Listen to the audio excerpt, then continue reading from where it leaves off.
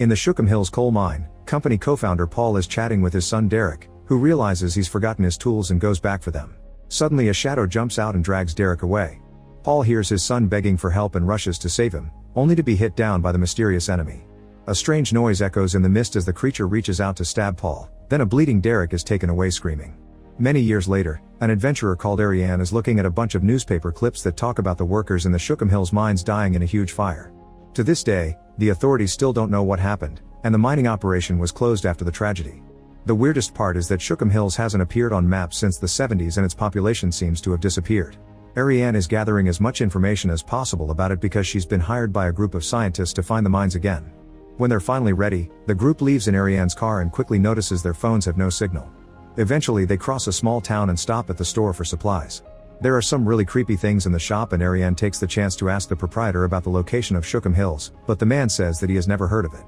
When Ariane keeps pressing for information, he tells her to go back to where they came from.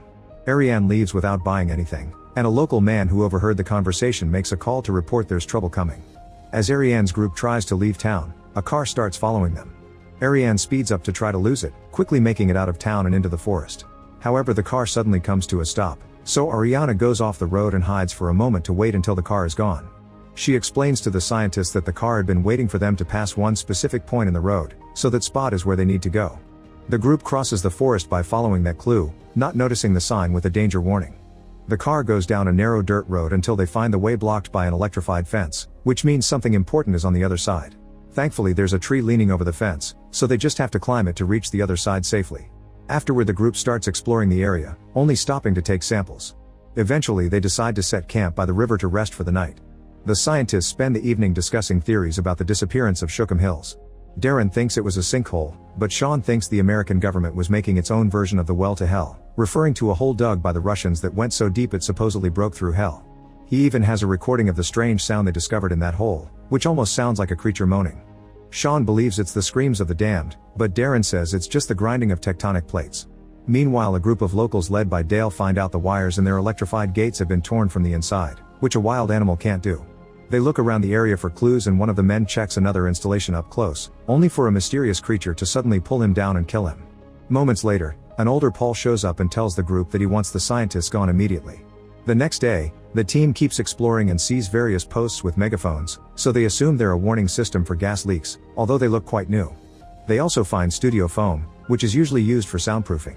Eventually they find a grill on the ground expelling lots of smoke, but when they're about to take some samples, the car from yesterday shows up. The team hides and waits for the car to leave, then Ariane insists on moving faster because the locals obviously know they're here. After lots of walking, they finally make it to Shookham Hills. The buildings are well preserved, but there isn't a single person in sight. They start recording as they enter a random house and notice more smoke, causing them to wonder if the gas from the mines is the reason behind the disappearance of the townspeople. Suddenly Ariane opens a back door in the house and discovers the mining area. The scientists are very happy to have found proof of the story and they rush to a huge hole on the ground that has been covered with electrified grates. After cutting the wires, they start working on removing the grates, ignoring Ariane's warnings about the potential dangers. Then they lower a scanner into the hole, but they don't collect any data until it hits the bottom. It seems the hole has lots of a pure rare metal known as anthracite, but while the scientists celebrate, Terry hears a weird noise that suddenly becomes a screech and hurts his ears. He takes off his headphones and makes everyone hear the noise on the scanner, but suddenly he steps on a rope and is dragged into the hole by a mysterious force. As Terry bleeds and cries for help, Ariane prepares the climbing equipment and goes down the hole with Jamie. They reach the bottom safely and look around, noticing a mysterious shadow moving in the darkness. Ariane is worried about the gas levels, but Jamie refuses to leave Terry. At that moment, Dale arrives with a shotgun in hand and gets furious when he sees they've removed the grates. He immediately starts cutting the ropes, so Sean hits him to knock him out, but one of the ropes still falls. This worries Ariane and Jamie enough to make them climb out, and since they don't have signal to call for help, they have no choice but to leave in Dale's car and send someone to rescue him later. The group drives through the forest, but the car comes to a sudden stop when it gets stuck in a crack on the ground, forcing them to proceed on foot. When night falls, Dale wakes up near the hole and uses his radio to alert his friends about a breach, but at that moment, the mysterious creature kills him too. Dale's call triggers an alarm that rings all over the forest. Ariane's group tries to hurry up, but they start hearing that weird sound again, which is similar to the recording Sean played the other night. They turn off the flashlights as they sneak around so Ariane can use night vision and she finally gets to see the monster, which suddenly attacks the group. They fail to shoot it and start running, but sadly Sean is captured and dragged away. When the creature gets too close to Ariane, She hits it and runs faster to join Darren and Jamie, who have found the road and managed to get the attention of a truck driven by Elroy. The trio climbs to the back, where Shelby fires a few more bullets to keep the creature at bay so they can escape. Moments later they make it back to town, where the locals are gathering for this emergency. Shelby takes them to her safe house, where she's gathered all kinds of information about the monster. After Shelby and Elroy furiously scold them for freeing the creature, Paul reveals himself, explaining he left the business life to work on protecting the area from curious tourists that could cause trouble like they just did. At that moment they get a message saying more creatures are showing up, so they must return to the hole and seal it. On their way out, they hear the creatures nearby, so they immediately hide behind a truck.